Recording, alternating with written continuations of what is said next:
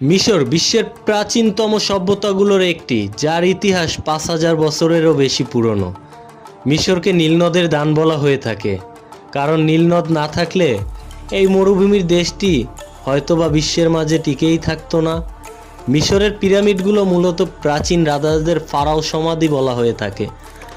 কায়রোর কাছে অবস্থিত geyser great pyramid প্রাচীন বিশ্বের সপ্তম আশ্চর্যের একটি, যা আজও বিজ্ঞানীদের অবাক করে। মিশরীয়রা বিশ্বাস করত মৃত্যুর পরেও একটি জীবন থাকে, তাই তাদের শরীরকে তারা সংরক্ষণ করার জন্য মমি তৈরি করত। এই মমিগুলোর সাথে তারা প্রচুর সোনা, গহনা, অর্নামেন্টস দিয়ে থাকত। মিশরের ভৌগোলিক অবস্থান সম্পর্কে যদি আপনাদেরকে বলা হয়, মিশরের ভৌগোলিক অবস্থানের পাশে রয়েছে মিশর। আফ্রিকা এবং এশিয়া উভয় মহাদেশ জুড়েই অবস্থিত দেশটি। বিখ্যাত সুয়েজ খাল বিশ্বের অন্যতম গুরুত্বপূর্ণ জলপথ, যা ভূমধ্য সাগর ও লোহিত সাগরকে যুক্ত করেছে। আলেকজান্দ্রিয়া ও কায়রো মিশরের রাজধানী কায়রো তার হাজারো মিনারের মসজিদের জন্য বিখ্যাত, আর আলেকজান্দ্রিয়া শহরটি তার প্রাচীন লাইব্রেরির জন্য ইতিহাসে পরিচিতি লাভ করে। তারা হাইগ্রোফিক নামক একটি বিশেষ চিত্রলিপিতে মাধ্যমে তারা তাদের ইতিহাস লিখে থাকে। মিশর প্রাচীন বিশ্বে মিশরের ভাষায় দেশটির একটি নাম ছিল কমেট।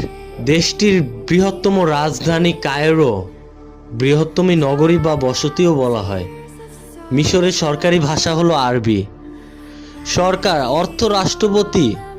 প্রজাতন্ত্র রাষ্ট্রপতি হলো মিশরের আবদেল ফাত্তাহ আল-সিসি এবং দেশটির প্রধানমন্ত্রী মোস্তফা মাতবউলি।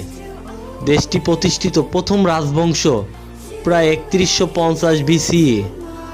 স্বাধীনতা প্রদান ফেব্রুয়ারি ২৮, ১৯২২ খ্রিস্টাব্দে। প্রজাতন্ত্র ঘোষণা করে জুন ১৮, ১৯৫৩ সালে।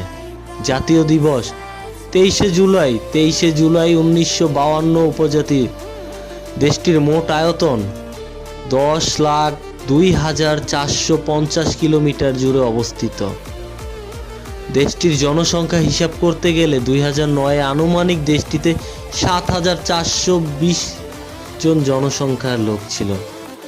দেশটির মোট জিডিপি ২০১৫ সাল থেকে ২০২৪ সালের মধ্যে হিসাব করা হয় ১.০৪৭ ট্রিলিয়ন। দেশটির মাথাপিছু আয় ১১,৮৪৯। দেশটি বিশ্বের মধ্যে ১০০তম। জিডিপি মানোন্বিত ২০১৫-তে আনুমানিক ৩৩০.৭৩৫ বিলিয়ন, যা বিশ্বের